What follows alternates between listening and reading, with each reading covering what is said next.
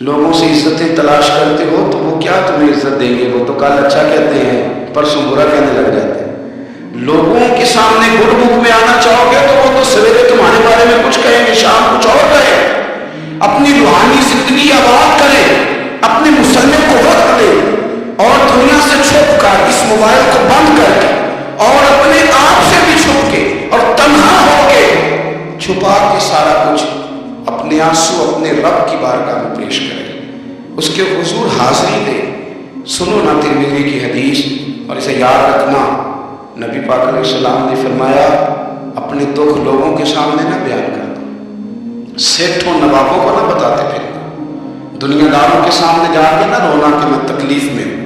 فرمایا اگر دنیا داروں کو دکھ بتاؤ کہ رب تمہیں کبھی غنی نہیں کرے گا، اور لوگ ہیں کہ الٹا مذاق اڑائیں گے۔ آپ کی جس سے بڑی پکی آئی ہے نا، پکی، وہ تب تک پکی ہے جب تک آپ نے 50,000 مانگا نہیں، اور جس وقت آپ نے کہہ دیا کہ میں مجبور ہوں میری مدد کر تو پھر ختم ہو گئی دوستی۔ لوگوں کی تعلقات آپ کے ساتھ تب تک ہے جب تک آپ ان سے کوئی ضرورت وابستہ نہیں کرتے۔ کریم محبوب فرمانے لگے بندوں کے سامنے دکھ نہ بیان کرنا، اللہ تجھے کبھی غنی نہیں کرے گا۔ تو اپنے دکھ اپنے رب کو بتا، تو دعائیں مانگ، تو اس کی بارگاہ میں حاضر ہو، تو اس کے حضور عرض کر۔ فرمایا اپنے دکھ اپنے رب کو بتا، وہ جلدی کرے یا دیر سے کرے تجھے ساری دنیا سے بے نیاز کر دے گا، تجھے کسی کا محتاج نہیں آنے دے گا۔ اپنے مسئلے کو، اپنی دعاؤں، ایک بزرگ فرماتے ہیں میں نے دعا مانگنے کا طریقہ اپنی بیوی سے سیکھا۔ دعا مانگنے کا طریقہ اپنی، سیکھنے والے تو اپنے بچوں سے بھی سیکھ لیتے ہیں، سیکھنے والے تو ہر ایک سے سیکھتے ہیں۔ وہ کہتے ہیں میں نے دعا مانگنے کا سلیقہ اپنی بیوی سے سیکھا ہے۔ حضرت وہ کس طرح؟ فرمانے لگے میری بیوی نے نا مجھے کوئی کام بتایا، کچھ پیسوں کی ضرورت کے لیے کہا، تو میں نے اسے کہا کہ بھئی ابھی میرے پاس نہیں ہے، کچھ دنوں میں آتے ہیں تو میں دے دوں گا۔ عورتوں کی عادت ہوتی ہے وہ بار بار یاد کراتی ہے، 2-4 دنوں کے بعد پھر اس نے کہا حضرت کو میں نے کہا تھا کچھ پیسے، میں نے اسے کہا کہ اب میرے پاس نہیں ہے، کچھ دنوں میں ملتے ہیں تو میں تمہیں دے دوں گا۔ اس نے کچھ دنوں کے بعد پھر کہا حضور وہ میں نے کچھ پیسے کہے تھے۔ فرماتے میں نے ڈانٹ دیا، میں نے کہا کہ کیا تو روز مجھے شرمندہ کرتی ہے، کہا نا میرے پاس نہیں ہوں گے تو دے دوں گا، تو روز یاد کراتی ہے۔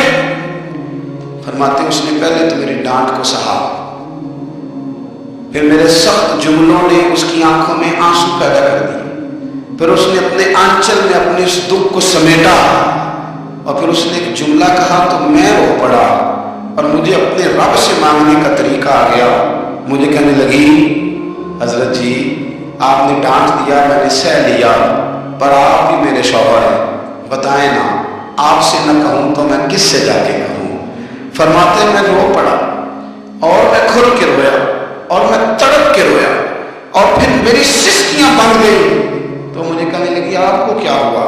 میں نے کہا مجھے بھی دعا مانگنی آ گئی ہے، جب میں اسے کہوں گا نا اللہ تو ہی میرا رب ہے، میں تجھ سے نہ کہوں تو میں کس سے جا کے، میں کیوں کسی بندے سے سوال کروں، میں کیوں کسی دنیا دار سے کہوں؟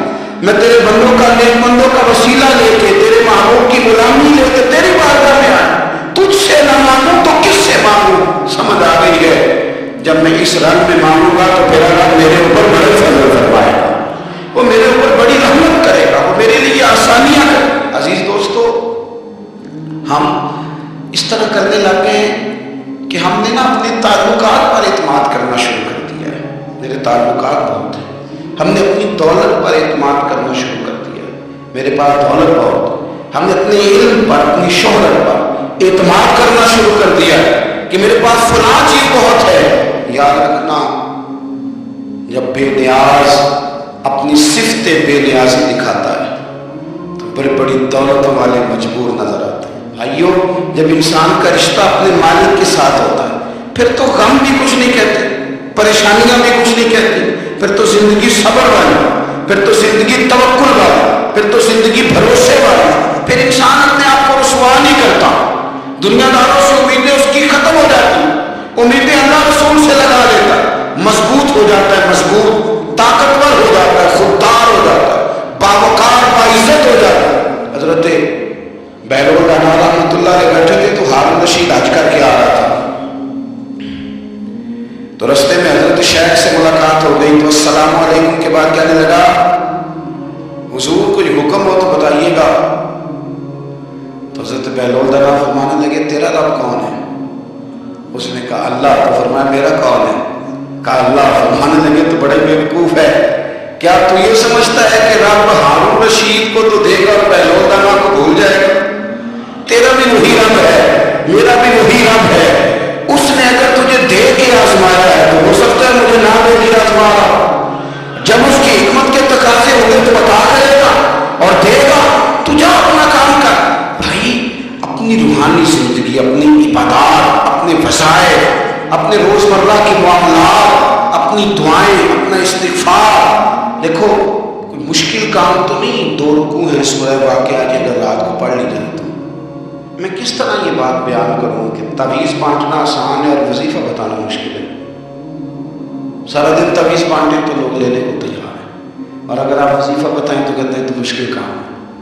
ओ खुदा के बंदे, अगर आपका ताल्लुक कुरान पाक के साथ मजबूत हो, कुरान पाक के साथ अगर आपका रिश्ता हो, लोग सिफारिशें ढूंढते हैं ना दुनिया में, कोई ताल्लुक मिल जाए तो मेरा काम हो जाए।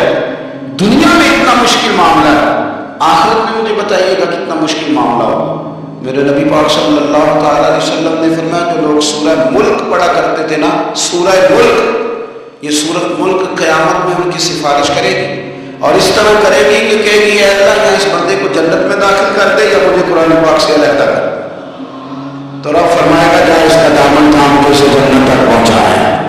आप बात को समझिए, जब आपके ताल्लुकात अपने मामलात के साथ मजबूत होंगे, ये नबी करीम ने वादा किया है कि तू सूरत वाक़िआ पढ़, तेरे घर में फाका नहीं है।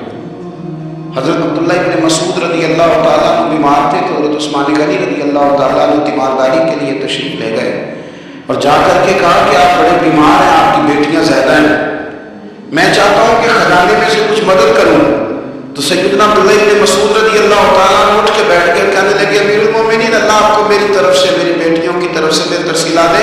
मेरी बेटियों को किसी खजाने की जरूरत नहीं, मैंने उन्हें खजाना दे दिया। कहा जनाब आपने कौन सा खजाना दिया है, मैं आपके माली मामलात को जानता हूँ। तो फरमाने लगे अमीरुल मोमिनीन, मेरे नबी करीम ने फरमाया है जो सूरत वाक़िआ पढ़े उसे कभी फाका नहीं आता। मैंने बेटियों को याद करा दी है, ये खजाना मैंने उन्हें दे दिया है। वो सारे वालिदैन सुने जो बेटियों के लिए परेशान रहते। हज़रत अब्दुल्लाह इब्न मसूद नसीहत कर रहे हैं, फरमाने लगे मैंने सूरत वाक़िआ याद भी करा दी है, पढ़ने की आदत भी डाल दी है। हुजूर ने फरमाया जो सूरत वाक़िआ पढ़े उसे फाका नहीं आता। कहने लगे चांद तो अपनी जगह छोड़ सकता है, सूरज गिर सकता है, तारे टूट सकते हैं, पर मदीने वाले रसूल की बात नहीं हो सकती। हुजूर ने फरमाया फाका नहीं आएगा तो इंशाअल्लाह कभी भी नहीं आएगा। करने का काम ये कि हम अपने मामलात, अपनी इबादत, अपनी दुआएं, कभी 10 मिनट आदत हो जाए ना दुआ मांगने की, अलहदा से रात को। हुजूर ने फरमाया जो फर्ज नमाज के बाद दुआ मांगे अल्लाह उसकी कबूल कर लेता है।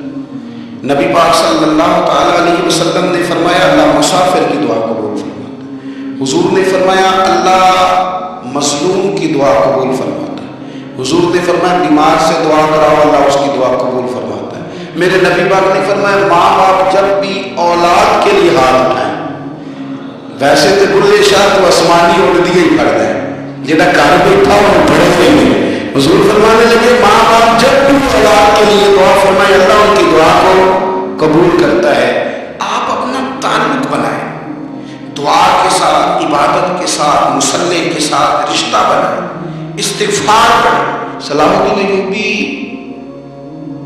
सलेबी जंगों में थे, रात को मस्जिद अक्सा में नमाज पढ़ी तो परेशान थे।